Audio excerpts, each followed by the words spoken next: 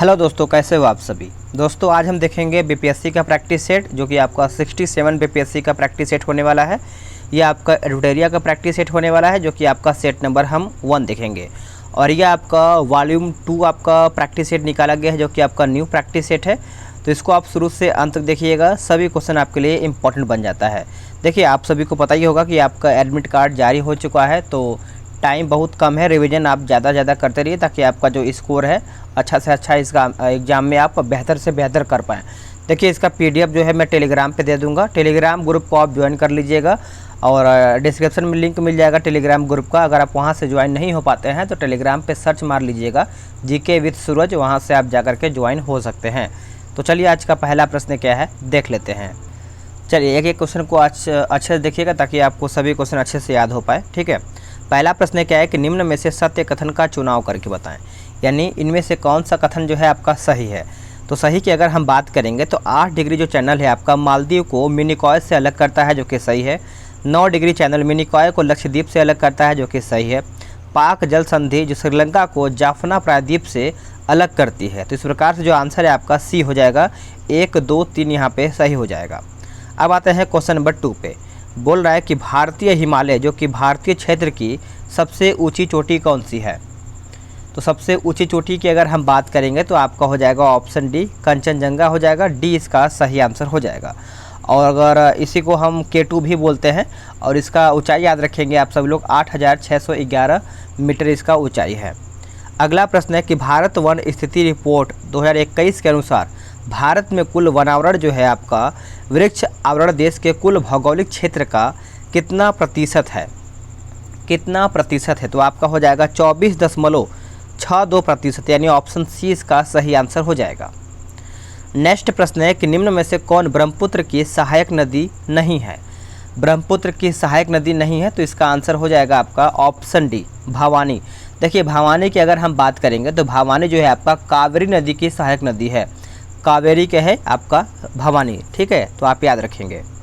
अगला प्रश्न है कि रेगुर मिट्टी पाई जाती है। देखिए, अभी आपका बिहार दरोगा मेंस का जो एग्ज़ाम हुआ था, इसमें प्रश्न आपका आया था कि रेगुर मिट्टी जो है आपका और भी किस नाम से जाना जाता है। तो रेगुर मिट्टी जो है आपको पता होगा काली मिट्टी के नाम से जाना जाता है। और इस प्रकार से आपका ऑप्शन जो है उपयुक्त में से कोई नहीं या फिर एक से अधिक हो जाएगा। तो इस प्रकार से आपका ऑप्शन जो है ई यहाँ पे सही हो जाएगा। देखिए, यह जो है महाराष्ट्र, उसके बाद मध्य प्रदेश, मध्य प्रदेश के बाद आपका यहाँ पे गुजरात, गुजरात के बाद आपका आंध्र प्रदेश, यानी चारों जगह पे देखने को मिलता है। तो इस प्रकार से आपका यहाँ पे एक से अधिक हो जाएगा। अब आते हैं क्वेश्चन नंबर 6 पे। प्रति हेक्टेयर उत्पादन की दृष्टि से सबसे अधिक चावल का उत्पादन किस राज्य में होता है। कौन से राज्य में यहाँ पे उत्पादन के बारे में पूछ रहा है। तो इसका आंसर आपका हो जाएगा ऑप्शन सी, पंजाब। क्या हो जाएगा, पंजाब इसका उत्तर हो जाएगा। इसमें देखिए आपका मिलान करके बताना है, तो हम इसको देख लेते हैं। देखिए, जिम कार्बेट सभी को पता है, ये आपका हो जाएगा उत्तराखंड। बांधवगढ़ जो है ये आपका हो जाएगा मध्य प्रदेश। दम्फा सभी को पता है, ये आपका मिजोरम में पड़ता है। और रणथंभौर जो है ये आपका हो जाएगा राजस्थान में। तो ऑप्शन की अगर हम बात करेंगे तो ऑप्शन आपका यहाँ पे सी सही हो जाएगा। चलिए, अब आते हैं क्वेश्चन नंबर 8 पे। बोल रहा है कि भारत में यूरेनियम उत्पादन में अग्रणी जो आपका राज्य है कौन सा है।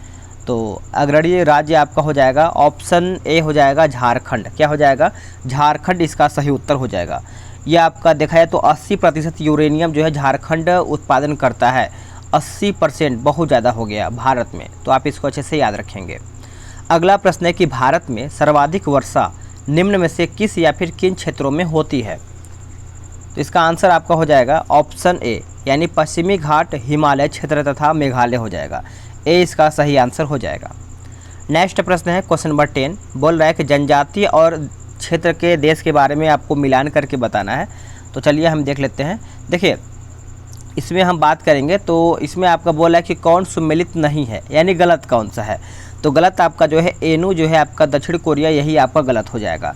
दक्षिण कोरिया नहीं, यहाँ पे जापान होना चाहिए था। बाकी आपका पिग्मी जो है कांगो सही है, और बद्दू आपका अरब सही है, और मसाई जो है आपका यहाँ पे केन्या सही है। अगला प्रश्न है क्वेश्चन नंबर 11। बोल रहा है कि रिंग ऑफ फायर से अभिप्राय है क्या। तो इसका अभिप्राय क्या है याद रखेंगे सभी लोग। आपका ऑप्शन सी हो जाएगा, प्रशांत सागर में भूकंप एवं ज्वालामुखी से प्रभावित क्षेत्र हो जाएगा। सी इसका सही आंसर हो जाएगा। भूमध्य रेखा कितने देशों से होकर के गुजरती है। भूमध्य रेखा, तो आप सभी लोग को पता ही होगा 13 देशों से होकर के गुजरता है। आंसर आपका यहाँ पे डी सही हो जाएगा। 13 देश का एक बार हम नाम याद कर लेते हैं। देखिए इसमें आपका देखा जाए तो Ecuador, Colombia, Brazil, Gabon, Congo गणराज्य हो जाएगा, युगांडा हो जाएगा, केन्या हो जाएगा, सोमालिया हो जाएगा, मालदीव, इंडोनेशिया, करिबाती, साओ टोम, इस प्रकार से आपको यहाँ पे देखने को मिल जाता है। अगला प्रश्न है कि निम्नलिखित जलधाराओं में से कौन सी ठंडी जलधारा है? तो ठंडी जलधारा आपका हो जाएगा ऑप्शन ई, यानी उपयुक्त में से कोई नहीं या फिर एक से अधिक। देखिए महासागरीय धाराएं महासागरों में नदी प्रवाह के समान होती है। एक निश्चित दिशा में बहुत अधिक दूरी तक महासागरीय जल की राशि के प्रवाह को महासागरीय जलधारा कहते हैं। तो इस प्रकार से ऑप्शन जो है आपका ई सही हो जाएगा। निम्न में से कौन सा देश कैस्पियन सागर से सीमा नहीं बनाता है? तो कैस्पियन सागर से जो आपका यहाँ पे सीमा नहीं बनाता है, तो आपका कौन सा नहीं बनाता है? तो इराक नहीं बनाता है। बाकी आपका अजरबैजान सही है, ईरान सही है और कजाकिस्तान भी आपका यहाँ पे सही है। अगला प्रश्न है, बोल रहा है कि 15 नंबर कि बाली आरिक द्वीप जो है आपका समूह कहाँ पर स्थित है? तो ये कहाँ पर स्थित है? तो ये आपका भूमध्य सागर में। कहाँ पे? भूमध्य सागर, यानी ऑप्शन ए राइट हो जाएगा। नेक्स्ट क्वेश्चन है क्वेश्चन नंबर 16। बोल रहा है कि बिहार की सीमा से संबंधित निम्न में से कौन सा कथन यहाँ पे सही है? सही कथन की अगर हम बात करेंगे तो इसमें ऑप्शन के हिसाब से आपका ऑप्शन ई हो जाएगा, उपयुक्त में से कोई नहीं या फिर एक से अधिक। इसमें आपका ए बी डी सही हो जाएगा। पढ़ लेते हैं इसको। देखिए बिहार राज्य की सीमा को स्पर्श करने वाला भारत के राज्यों की संख्या जो है आपका 3 है, ठीक है। और यहाँ पे ऑप्शन बी बोल रहा है कि पश्चिम बंगाल और नेपाल के साथ सीमा साझा करने वाला जिला जो है आपका किशनगंज है। और ऑप्शन डी है कि करमनासा नदी गंगा में दक्षिण से आकर के मिलने वाली नदियों में से एक है। तो इस प्रकार से आपका एक से अधिक हो जाएगा। अगला प्रश्न है कि भारत वन स्थिति रिपोर्ट 2021 के अनुसार बिहार में वनावरण का जो आपका क्षेत्र बोल रहा है कितना क्षेत्र है? तो इसका क्षेत्र आप सभी लोग याद रखेंगे, आपका 7380.79 वर्ग किलोमीटर हो जाएगा। आंसर आपका सी सही हो जाएगा। अगला है कि गंगा में उत्तर की ओर से मिलने वाली नदी कौन सा है? गंगा में उत्तर की ओर से मिलने वाली नदी कौन सा है? तो 18 का उत्तर आपका हो जाएगा ऑप्शन ए घाघरा, इसका करेक्ट आंसर हो जाएगा। नेक्स्ट क्वेश्चन है कि निम्न में से सही युग्म की पहचान करें। सही युग्म की पहचान करके बताएं। तो देखिए आपका जो धारवाड़ चट्टान दिया गया है, मुंगेर, जमुई, भागलपुर यहाँ पे सही दिया गया है। तो आप इसको अच्छे से याद रखेंगे, भूलेंगे नहीं, वेरी इंपॉर्टेंट आपके लिए यहाँ पे बन जाता है। अगला प्रश्न है कि बिहार में डोलोमाइट अयस्क जो है पाया जाता है कहाँ पे? डोलोमाइट अयस्क, तो इसका आंसर आपका हो जाएगा ऑप्शन ए रोहतास में पाया जाता है। कहाँ पे? रोहतास। आप इसको अच्छे से याद रखेंगे, इंपॉर्टेंट बन जाता है। अगला है कि बिहार का शिशु लिंगानुपात कितना है? देखिए बिहार का भी आपको जीके याद रखना पड़ेगा और बिहार का करंट अफेयर याद रखना पड़ेगा। तो अभी क्या है कि एडुटेरिया की तरफ से बिहार करंट अफेयर अभी लॉन्च किया गया है। मैंने 500 क्वेश्चन का मास्टर वीडियो बना दिया है, उसको जरूर देखिएगा। एक मास्टर वीडियो करके एक प्लेलिस्ट बनाया गया होगा, वहाँ से आप जाकर के सारा मास्टर वीडियो देख पाएंगे। चलिए नेक्स्ट क्वेश्चन देखेंगे कि निम्न में से किस हड़प्पा सभ्यता के किस स्थल से कब्रिस्तान एच और समाधि R37 का साक्ष्य मिला है? तो इसका आंसर आपका हो जाएगा ऑप्शन सी हो जाएगा हड़प्पा। क्या हो जाएगा? हड़प्पा। नेक्स्ट क्वेश्चन है कि निम्न में से सही युग्म की पहचान करें। इसमें सही युग्म कौन सा है जो कि, तो इसका उत्तर देखिए, इसका अगर हम बात करेंगे सांख्य दर्शन जो है आपका यहाँ पे गौतम जो यहाँ पे दिया गया है सांख्य दर्शन, तो यहाँ पे सांख्य दर्शन का यहाँ पे जो प्रतिपादक थे वो गौतम नहीं थे, वो कपिल थे। बाकी आपका यहाँ पे योग दर्शन का यहाँ पे पतंजलि सही दिया गया है। न्याय दर्शन की अगर हम बात करें तो यहाँ पे कपिल नहीं, यहाँ पे क्या होना चाहिए था? न्याय दर्शन का आपका यहाँ पे गौतम होना चाहिए था। बाकी आपका उत्तर मीमांसा जो है आपका यहाँ पे जो दिया गया है उत्तर मीमांसा, यह आपका बादरायन सही दिया गया है। तो इस प्रकार से आप इसको अच्छे से याद रख सकते हैं। चलिए नेक्स्ट क्वेश्चन देखेंगे। आपका इसमें आपका महाजनपद का नाम दिया गया है, दूसरी तरफ आपका यहाँ पे राजधानी दिया गया है। मिलाते हैं। देखिए मल की अगर हम बात करेंगे तो आपका हो जाएगा कुशीनगर। कंबोज की अगर हम बात करेंगे तो ये आपका हो जाएगा हाटक।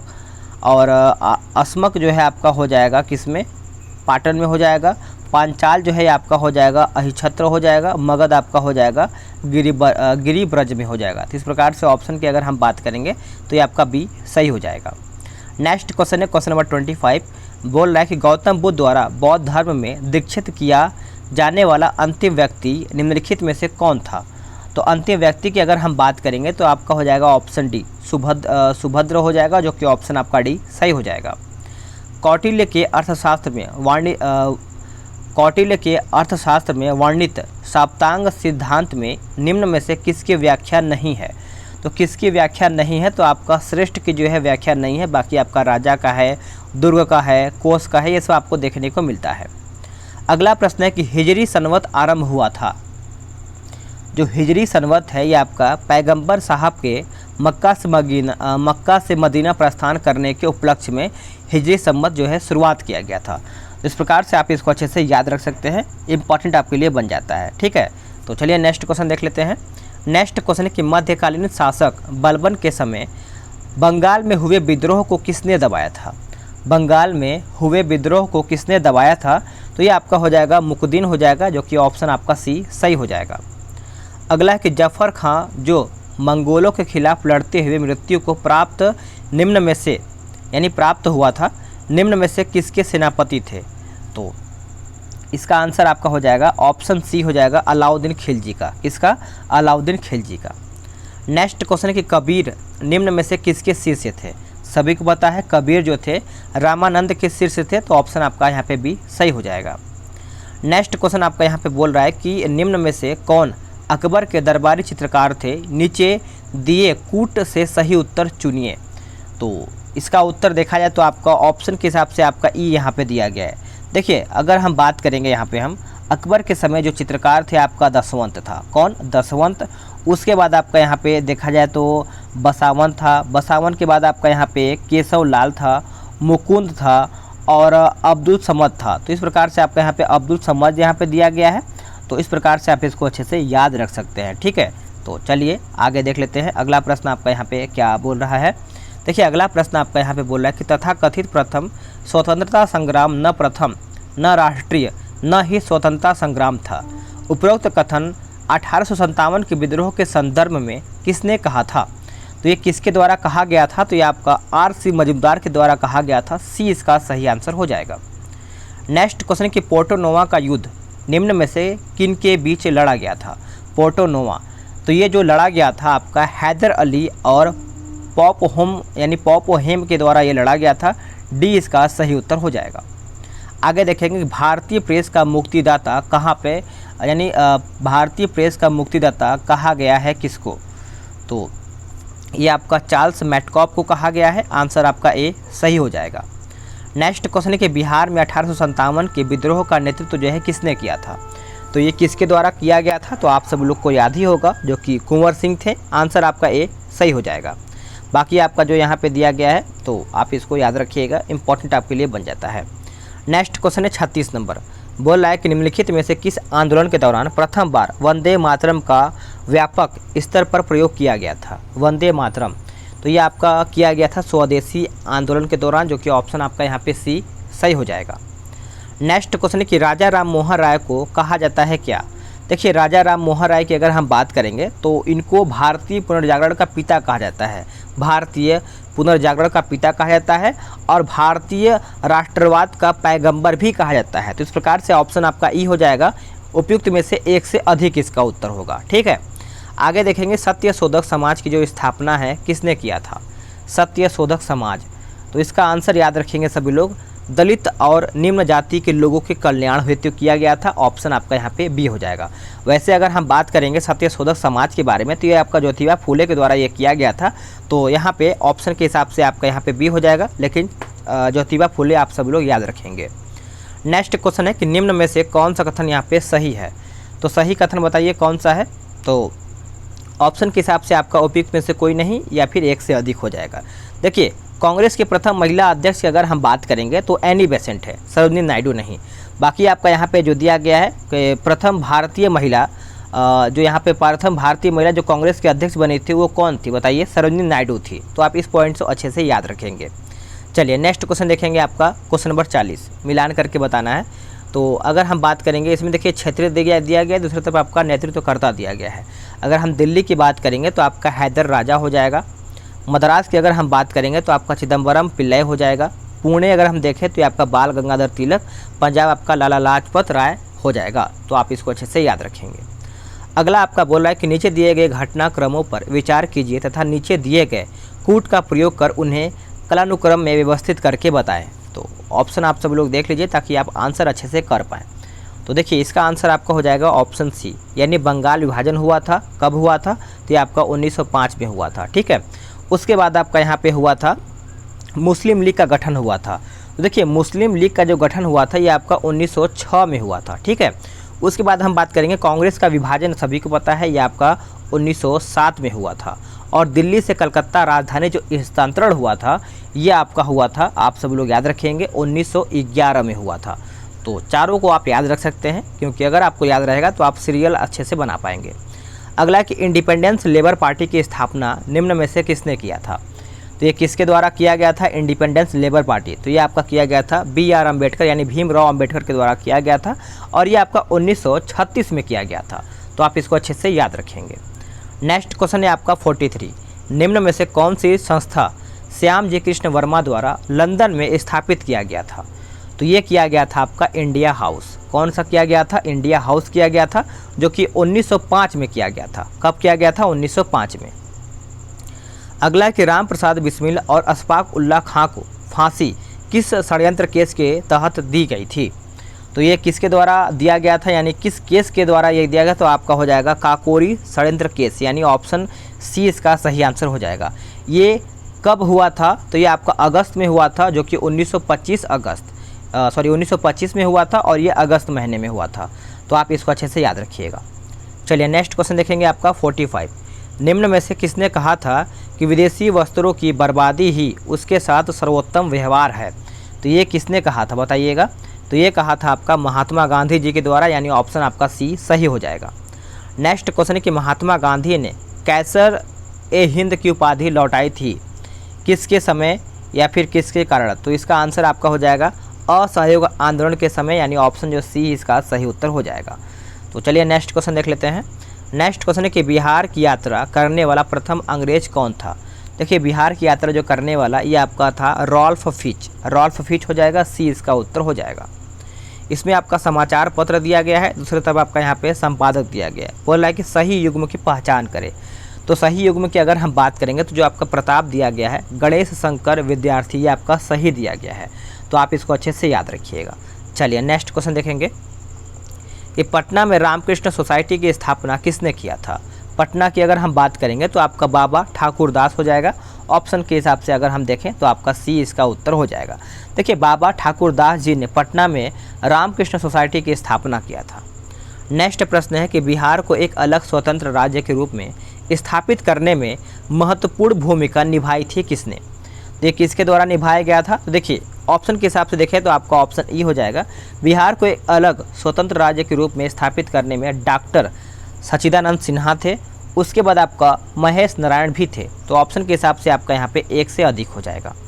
आगे देखेंगे कि किनके द्वारा पटना में अनुशीलन समिति की स्थापना, फिर से पढ़ते हैं, किनके द्वारा पटना में अनुशीलन समिति की शाखा स्थापित किया गया था? यहाँ पे शाखा के बारे में पूछ रहा है, तो आपका हो जाएगा सचिंद्रनाथ सन्याल।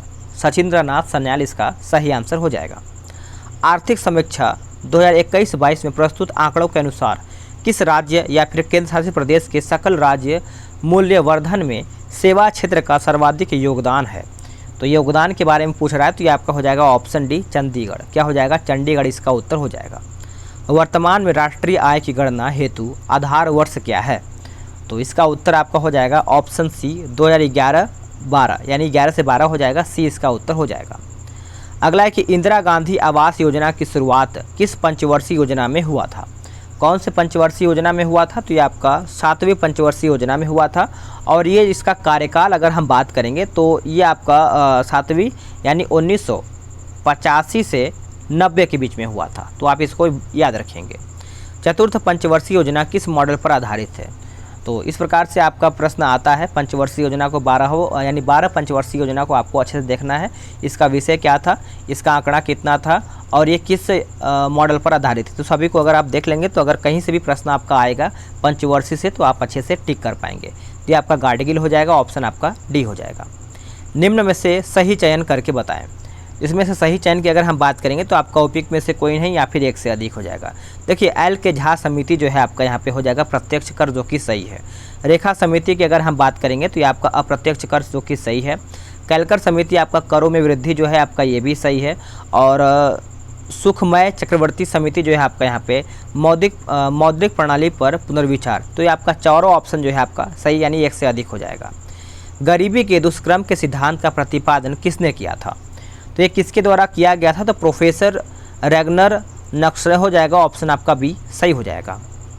नाबार्ड के संबंध में निम्न में से कौन सा कथन यहाँ पे सही है? तो अगर हम नाबार्ड की अगर हम बात करेंगे तो ऑप्शन के हिसाब से आपका यहाँ पे ऑप्शन ई जो है यहाँ पे ई सही हो जाएगा।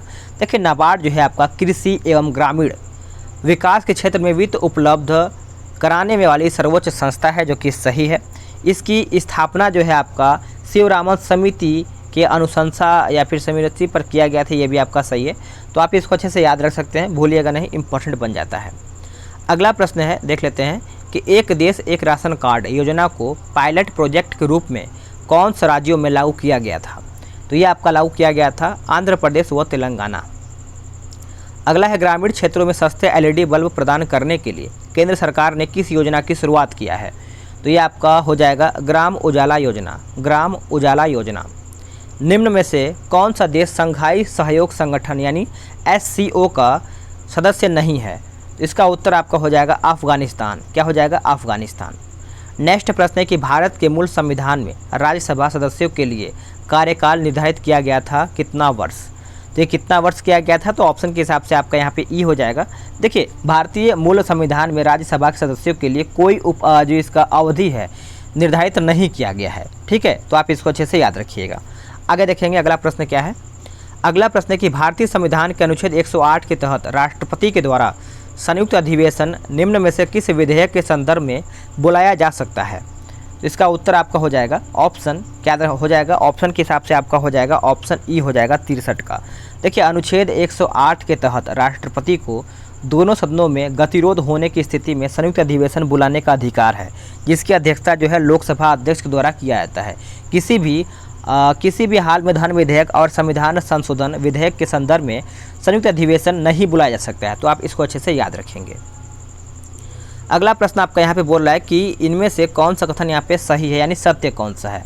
तो 1, 2, 3 इसमें जो है आपका सही है, पढ़ लेते हैं। देखिए धन विधेयक सिर्फ लोकसभा में ही पेश किया जा सकता है। राष्ट्रीय आपातकाल समाप्त करने का संकल्प जो है लोकसभा द्वारा पारित किया या फिर पारित करवाया जाता है। कोई विधेयक धन विधेयक है या नहीं, इसे निर्धारित करने की अंतिम शक्ति जो है लोकसभा अध्यक्ष के पास ही होता है। तो आपका 1 से अधिक हो जाएगा।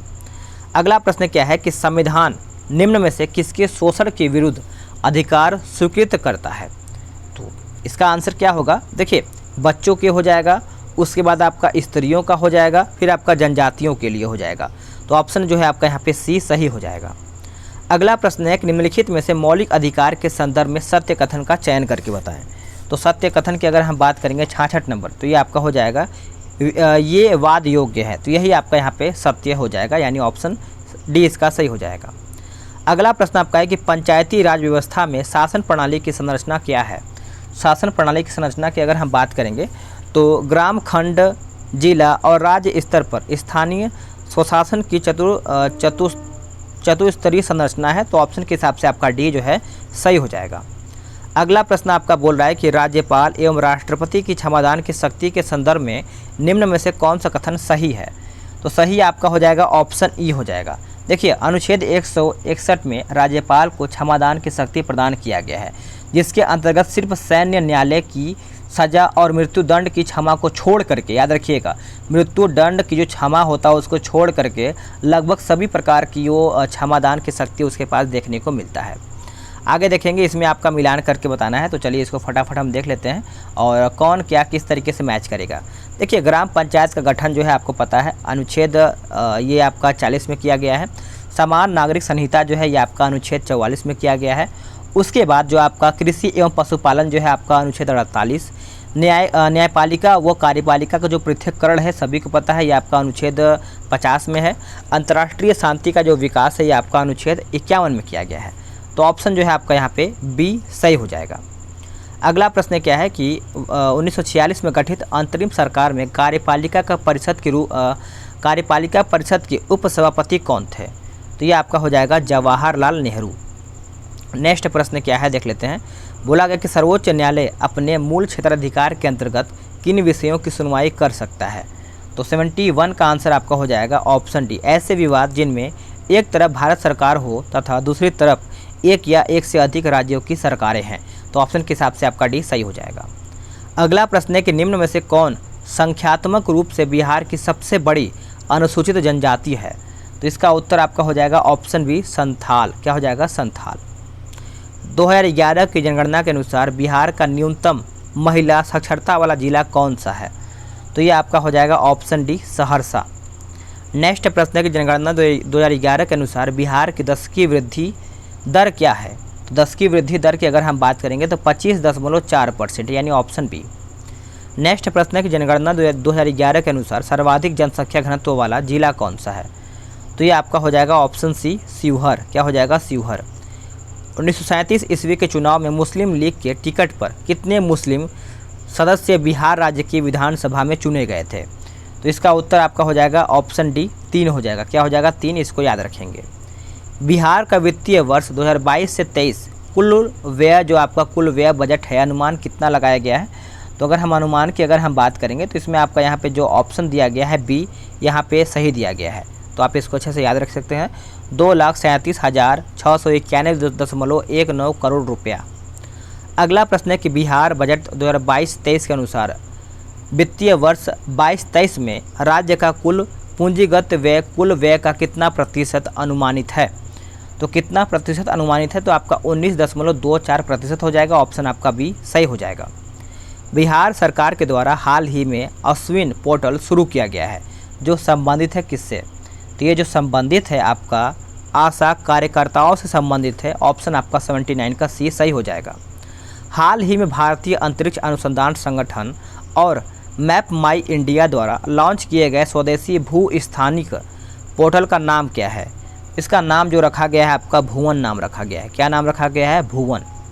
अगला प्रश्न है कि कौन सा राज्य सरकारी गोदाम से संबंधित जानकारी के लिए ई भंडारण व्यवस्था लागू करने वाला भारत का पहला राज्य बन गया है? तो इसका सही आंसर 81 का हो जाएगा आपका ऑप्शन बी, बिहार। क्या हो जाएगा? बिहार। किस मंत्रालय ने व्यापक हस्तशिल्प समूह विकास योजना शुरू किया है? तो ये आपका किया है आपका कपड़ा मंत्रालय ने। किसने किया है? कपड़ा मंत्रालय, यानी ऑप्शन डी इसका उत्तर हो जाएगा। भारत और निम्नलिखित में से किस देश के बीच समुद्री पर्यावरण में प्रवेश करने वाले प्लास्टिक से मुकाबला करने वाले शहरों पर समझौता हुआ है? तो इसका आंसर आपका हो जाएगा ऑप्शन बी, जर्मनी। क्या हो जाएगा? जर्मनी। जापानी सरकार ने हाल ही में बेंगलुरु स्थित किस जापानी शिक्षिका को ऑर्डर ऑफ राइजिंग सन से सम्मानित किया है? तो 84 का जो आंसर आपका हो जाएगा ऑप्शन क्या होगा बताइएगा? तो ये आपका हो जाएगा श्यामला गणेश। श्यामला गणेश। नेक्स्ट प्रश्न है कि हाल ही में दुनिया की दूसरी सबसे ऊंची चोटी K2 के शिखर पर पहुंचने वाले दुनिया के सबसे कम उम्र के व्यक्ति कौन बने हैं? तो ये कौन बने हैं? तो शहरोज काशिफ। शहरोज काशिफ। नेक्स्ट प्रश्न है कि अप्रैल 2021 में जारी विश्व प्रेस स्वतंत्रता सूचकांक में भारत का रैंक क्या है? देखिए, करंट अफेयर आप सभी लोग को याद रखना पड़ेगा, क्योंकि BPSC में जो करंट अफेयर अच्छा खासा पूछ रहा है, तो कहीं ना कहीं आपको करंट अफेयर पे अच्छा खासा फोकस करना पड़ेगा। तो इसका आंसर जो है आपका हो जाएगा 142वां। अगला प्रश्न है कि निम्नलिखित में से किसने सर्वश्रेष्ठ अभिनेता यानी महिला श्रेणी में राष्ट्रीय फिल्म पुरस्कार 2021 प्राप्त किया है? तो इसका उत्तर जो है आपका हो जाएगा ऑप्शन ए, कंगना रनौत। क्या हो जाएगा? कंगना रनौत हो जाएगा। ए इसका उत्तर हो जाएगा। अगला प्रश्न क्या है कि पुरुषों की टेस्ट मैच क्रिकेट में अंपायरिंग करने वाली पहली महिला अंपायर कौन बनी है? तो 88 का बताइएगा इसका उत्तर क्या होगा? तो इसका आंसर आपका 88 का हो जाएगा ऑप्शन सी, क्लेयर पोलोसॉक हो जाएगा। सी इसका उत्तर हो जाएगा। किस राज्य के राज्यपाल को वर्ष 2021 के लिए कलिंग रत्न पुरस्कार से सम्मानित किया गया है? तो 89 का जो आंसर है आपका हो जाएगा आंध्र प्रदेश। क्या हो जाएगा? आंध्र प्रदेश इसका उत्तर हो जाएगा। किस राज्य ने अगस्त 2021 में मुफ्त पानी पाने के लिए पानी बचाओ योजना शुरू किया है? पानी बचाओ योजना शुरू किया है। तो ये आपका हो जाएगा ऑप्शन बी, गोवा। क्या हो जाएगा? गोवा। अगला प्रश्न है कि भारत ने 1 से 13 अगस्त 2021 को किस देश के साथ संयुक्त सैन्य अभ्यास इंदिरा 2021 का 12वां संस्करण आयोजित किया है? तो ये आपका किया है ऑप्शन डी, रूस ने किया है। नेक्स्ट प्रश्न कि 16वां भारत यूरोपीय संघ शिखर सम्मेलन किस देश में आयोजित किया गया था? तो ये आपका किया गया था, बताइएगा। तो इसका आंसर आपका हो जाएगा ऑप्शन सी, पुर्तगाल। नेक्स्ट क्वेश्चन देख लेते हैं। नेक्स्ट है कि हाल ही में भारत और किस देश ने तस्करी को नियंत्रित करने के लिए संयुक्त गश्त का आयोजन किया है? संयुक्त गश्त का आयोजन किया है, तो ये आपका हो जाएगा ऑप्शन ए, नेपाल। क्या हो जाएगा? नेपाल। नेक्स्ट क्वेश्चन है कि सोमनाथ मंदिर ट्रस्ट के अध्यक्ष के रूप में किसे नियुक्त किया गया है? सोमनाथ मंदिर, तो इसका उत्तर आपका हो जाएगा ऑप्शन ए, नरेंद्र मोदी जी को। नेक्स्ट क्वेश्चन है कि शीतकालीन ओलंपिक 2022 के 2 अलग अलग आयोजनों के लिए क्वालिफाई करने वाले पहले भारतीय एथलीट कौन बने हैं? तो ये देखिए, ये सब आपका करंट अफेयर का प्रश्न है। तो ये आपका हो जाएगा आरिफ अहमद खान, आरिफ अहमद खान। अगला है कि जुलाई 2021 में बेबीलोन के नए निर्वाचित प्रधानमंत्री के रूप में किसे नियुक्त किया गया है? तो ये किसे बनाया गया है? तो नजीम मिकाती को, नजीम मिकाती। अगला प्रश्न है कि स्वीडन की पहली महिला प्रधानमंत्री कौन बनी है? स्वीडन की, तो ये कौन बना है? तो आपका हो जाएगा ऑप्शन ए हो जाएगा मैग्डेलना एंडरसन हो जाएगा, मैग्डेलना एंडरसन। सीमा सड़क संगठन यानी BRO ने पूर्वी लद्दाख में किस दर्रे पर 19,300 फीट की ऊंचाई पर दुनिया की सबसे ऊंची मोटर वाहन चलाने योग्य सड़क का निर्माण किया है? तो ये आपका हो जाएगा ऑप्शन ए, उमलिंगला दर्रा। क्या हो जाएगा? उमलिंगला दर्रा। अगला है कि नीरज चोपड़ा ने टोक्यो ओलंपिक 2021 में जैवलिन थ्रो में गोल्ड मेडल जीत करके इतिहास रच दिया है। उन्होंने कितनी दूरी भाला फेंका था? तो ये इंपॉर्टेंट है, कहीं ना कहीं ऐसा प्रश्न आपको देखिए चारों ऑप्शन जो है आपको आसपास ही देखने को मिलेगा, तो एक्यूरेट आपको याद होना चाहिए। 87.58 मीटर, यानी ऑप्शन ए इसका सही हो जाएगा। विश्व जल सप्ताह 2021 का विषय क्या था? तो इसका विषय आप सब लोग याद रखेंगे। इसका विषय आपका कुछ इस प्रकार से था, बिल्डिंग रेजिलिएशन फास्टर हो जाएगा। ऑप्शन आपका यहाँ पे ए सही हो जाएगा। आगे देखेंगे, बोला कि पाइथन 5 DRDO द्वारा विकसित किस प्रकार की मिसाइल है? तो ये आपका हो जाएगा वायु से वायु, वायु से वायु इसका उत्तर हो जाएगा। अगला है कि माई ओन मझगांव पुस्तक लेखक कौन है? तो इसके लेखक कौन है? तो आपका कैप्टन रमेश बाबू, कैप्टन रमेश बाबू इसका उत्तर हो जाएगा। नेक्स्ट प्रश्न क्या है कि निम्नलिखित में से किस व्यक्ति की जयंती पर प्रधानमंत्री नरेंद्र मोदी ने 125 रुपये का स्मारक सिक्का जारी किया है? तो इसका उत्तर आपका हो जाएगा भक्ति वेदांत स्वामी प्रभुपाद हो जाएगा, डी इसका उत्तर हो जाएगा। मोहन कृष्ण बोहरा को साल 2020 के लिए पुरस्कार से सम्मानित किया गया है, बताइएगा। तो ये आपका हो जाएगा बिहारी पुरस्कार, बिहारी पुरस्कार। निम्न में से किसे अखिल भारतीय फुटबॉल महासंघ के द्वारा वर्ष 2020-21 के लिए emerging female footballer player of the year का अवार्ड दिया गया है? तो ये जो अवार्ड दिया गया है मनीषा कल्याण को दिया गया है। ऑप्शन आपका बी सही हो जाएगा। एथेनॉल प्रमोशन नीति बनाने वाला पहला राज्य कौन सा है? तो पहला राज्य आपका हो जाएगा अपना बिहार, यानी ऑप्शन बी। नेक्स्ट क्वेश्चन है कि India's 70 years test the journey to triumphs in Australia पुस्तक किसके द्वारा लिखा गया है? तो इसका आंसर जो है आपका हो जाएगा R Kaushik, R Kaushik. BBC Indian sports women of the year पुरस्कार से 2021 में किसे सम्मानित किया गया है? तो ये किसे सम्मानित किया गया है? तो कोनेरू हम्पी को, कोनेरू हम्पी, यानी ऑप्शन सी इसका सही आंसर हो जाएगा। नेक्स्ट प्रश्न देख लेते हैं कि हाल ही में टेस्ट डेक्स्टर का निधन हो गया है, वह निम्नलिखित में से किस खेल से संबंधित हैं? तो बताइएगा। तो ये आपका हो जाएगा क्रिकेट से वो संबंधित है। ऑप्शन आपका बी यहाँ पे सही उत्तर हो जाएगा। आगे देखेंगे कि नई दिल्ली में असंगठित श्रमिकों के राष्ट्रीय डेटाबेस ई श्रम पोर्टल किसने लॉन्च किया है? तो ये लॉन्च किया है Bhupendra Yadav, Bhupendra Yadav. Plaster of Paris बनाने के लिए जिप्सम को किस तापमान पर गर्म किया जाता है? तो ये गर्म किया जाता है आपका 100 डिग्री सेल्सियस। नेक्स्ट क्वेश्चन देख लेते हैं। नेक्स्ट क्वेश्चन है कि एल्यूमिनियम का उपयोग खाना बनाने के बर्तन बनाने के लिए किया जाता है। एल्यूमिनियम के निम्नलिखित में से कौन सा गुण इसके लिए जिम्मेदार है? तो ये आपका हो जाएगा अच्छी तापीय चालकता हो जाएगा और उच्च गलनांक हो जाएगा। तो आपका एक से अधिक हो जाएगा, यानी ऑप्शन बी हो जाएगा। आगे देखेंगे एक तत्व X का परमाणु क्रमांक जो है 12 है, इनमें से कौन सी अक्रिय गैस X के निकटतम है? तो इसका उत्तर आपका हो जाएगा नियॉन हो जाएगा। क्या हो जाएगा? नियॉन। चलिए नेक्स्ट प्रश्न देखेंगे।